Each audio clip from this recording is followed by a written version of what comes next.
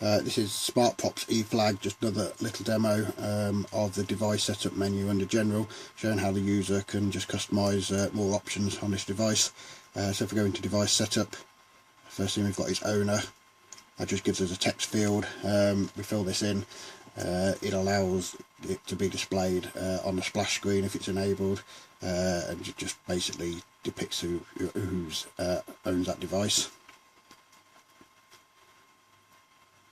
Splash screen option, turn on or off. If that's turned on, it just displays a few things at the beginning, and the splash screen comes up saying who the owner is, name of the device, what the point scoring period is, what the game timer is, how many points each team scores. So it's just like a little brief set of information on how the device is set up. Save you going into the menu to check that.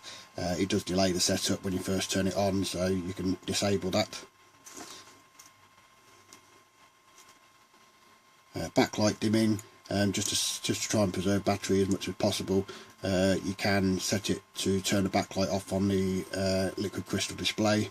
At the moment it's just set to the default of 1 minute, so after 1 minute, if there's no buttons pressed, the backlight will go off.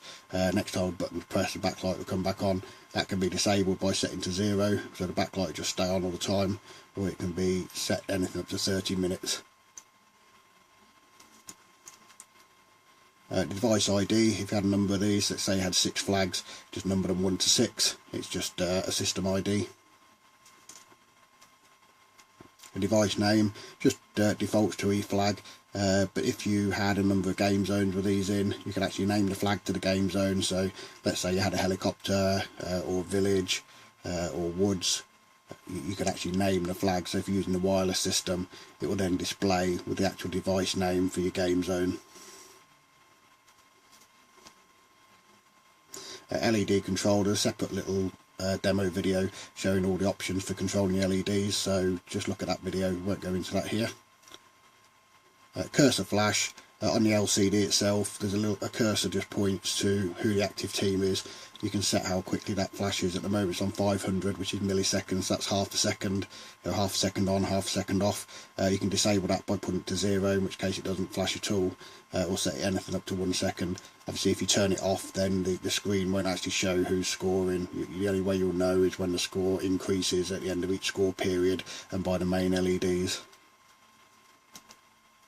And that's it, that's the device setup options, just a few simple options just to further customise this device, and you can set it up exactly how you want games to play and how you want things to happen on it.